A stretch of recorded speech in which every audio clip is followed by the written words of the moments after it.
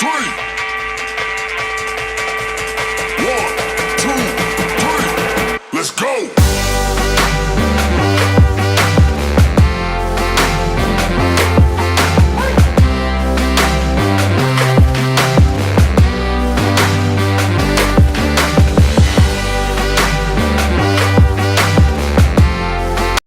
Everybody, welcome to Teaching Crypto special Sunday morning edition. Hit that like, subscribe, bell notification. Super chats in the store are open. Huge show today. You can't miss this one.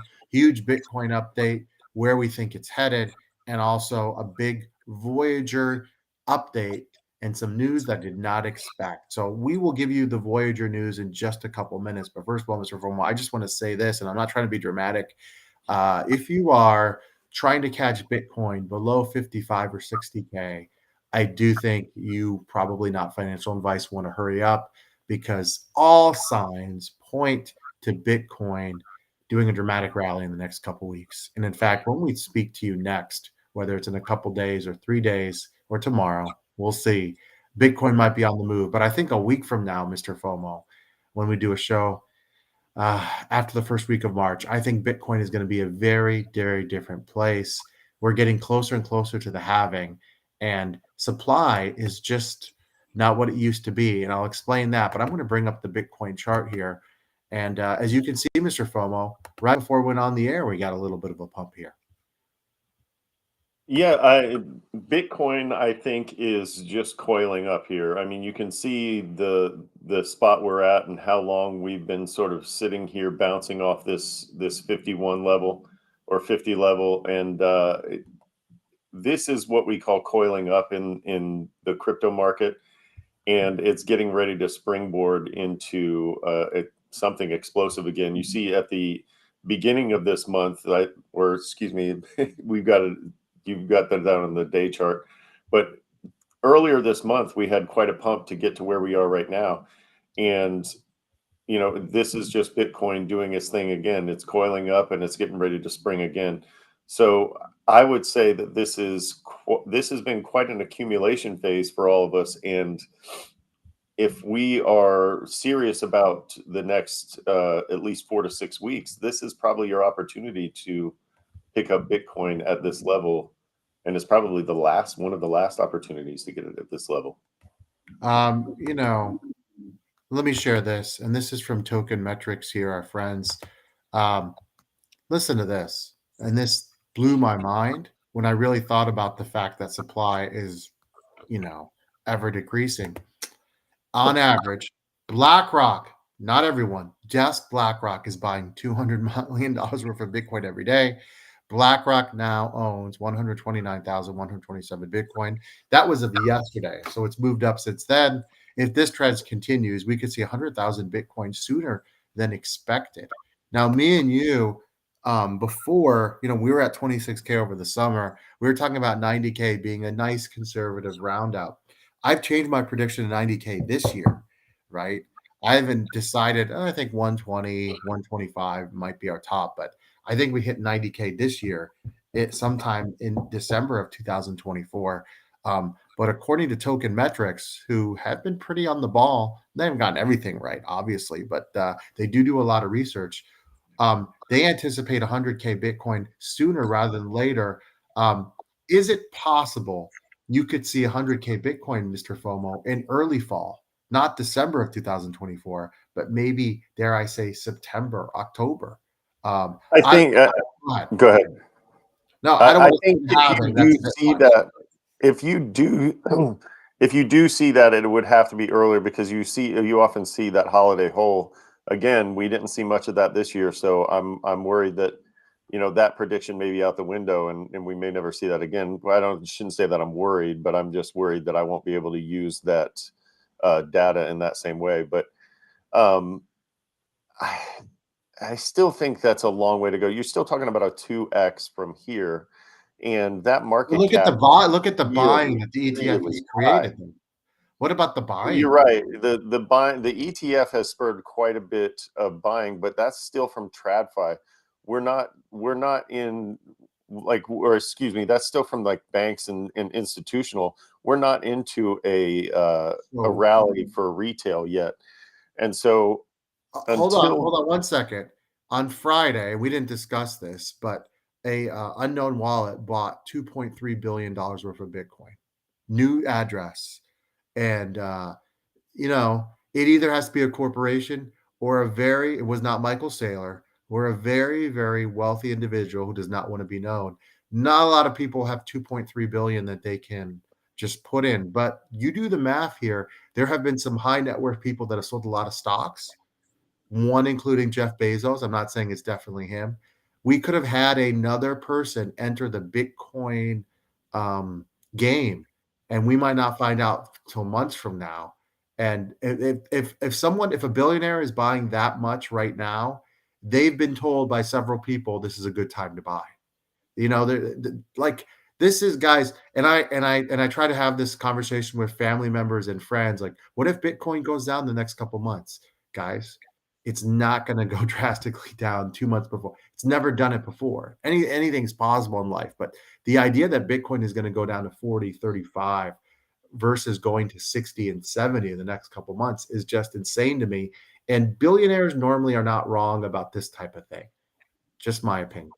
yeah, imagine having billions of dollars and then shoving 2.3 billion into a cold wallet and buying Bitcoin with it. That would be quite a risk to take with that significant amount of cash. And so you would have to be pretty, I mean, amazingly certain that you are going to get a huge return on that. I that is a mind-boggling number, 2.3 So billion. that person was probably been told that Bitcoin will likely reach 100,000 in the next 6 to 12 months. That would be my guess, right? And I I am do. just imagine, but I'm just think about the tension and the suspense that's involved with loading up a cold wallet and then performing a transfer just with the money that you can manage, right? But then imagine doing that with 2.3 billion dollars. Do you know how bad I would be sweating in the meantime while that money was moving?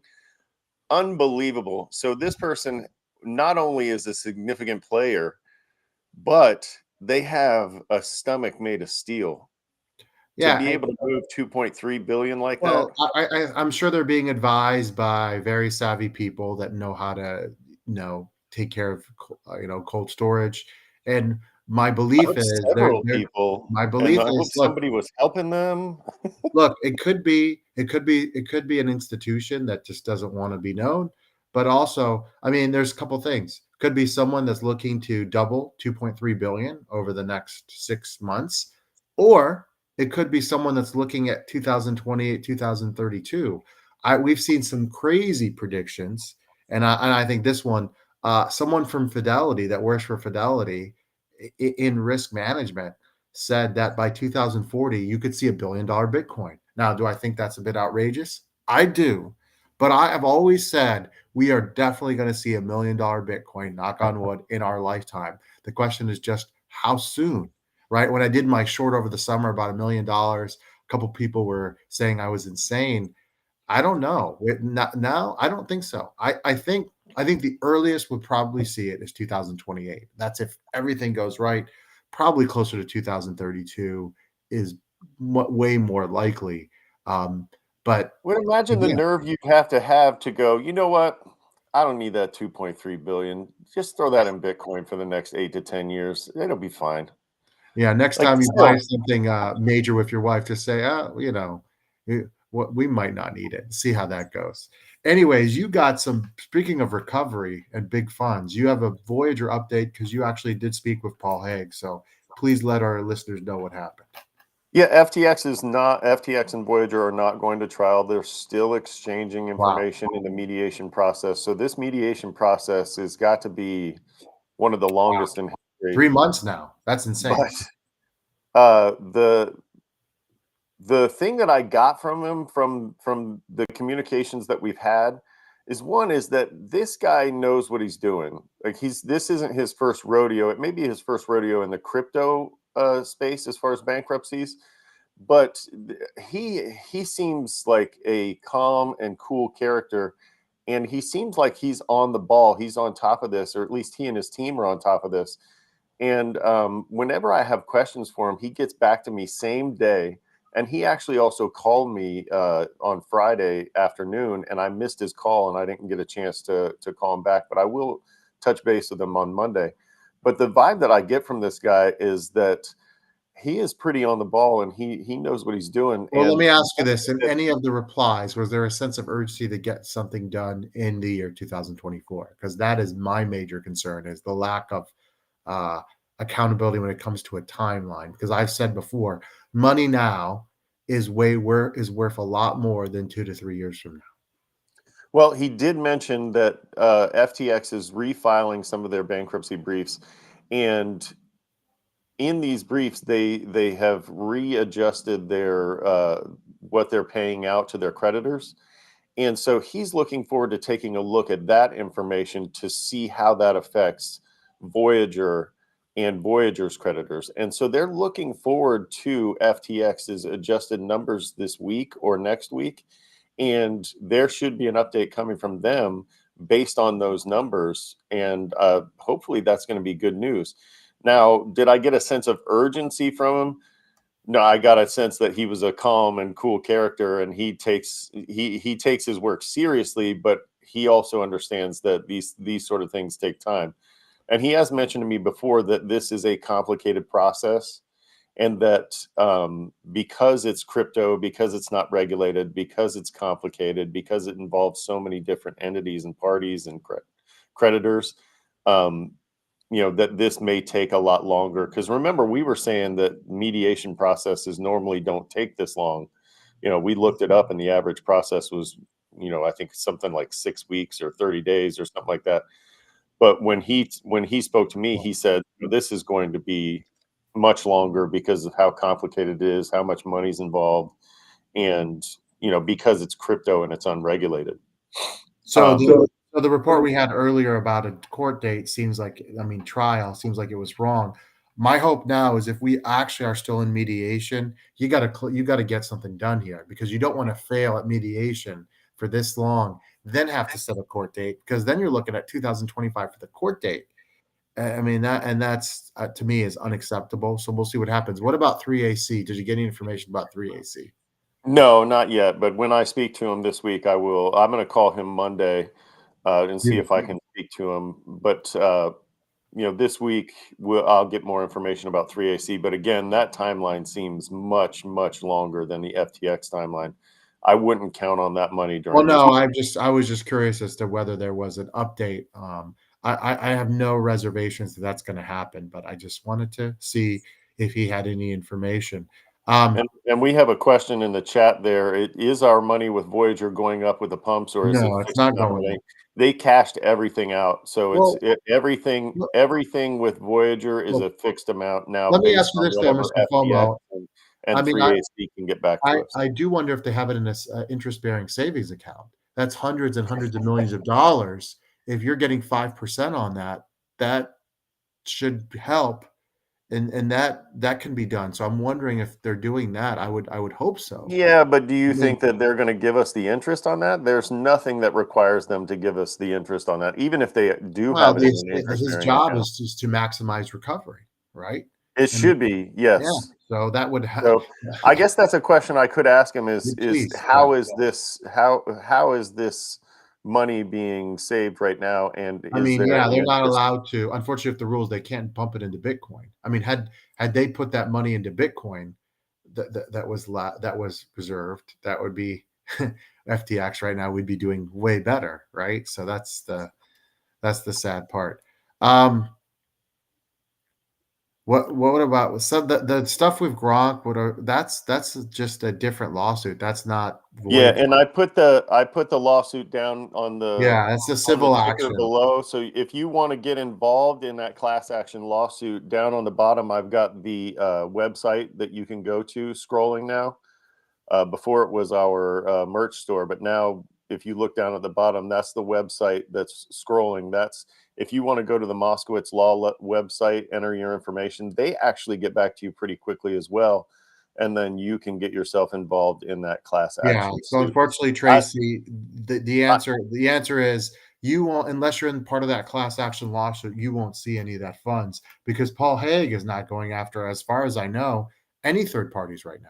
And I don't anticipate he will because it's really late in the process for that. Just my Yeah, opinion. he is. I asked him specifically about this lawsuit, and I fully expected him to sort of like say, no, this is a bad thing, or no, this is something that's going to harm us. But he didn't give me that vibe at all. He just basically said that he can't advise anyone on whether or not they should get involved with it. That's something they have to discuss with their own counsel. But he gave me no indication that this would affect, payouts to Voyager customers, or negatively affect payouts to Voyager customers. If you get involved in the lawsuit, obviously, then you would receive money. How much that is, I don't know. Class action lawsuits are sort of famously low amounts that end up going to the winners, but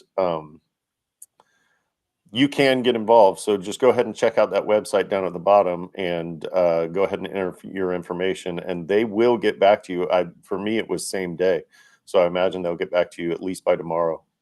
Great.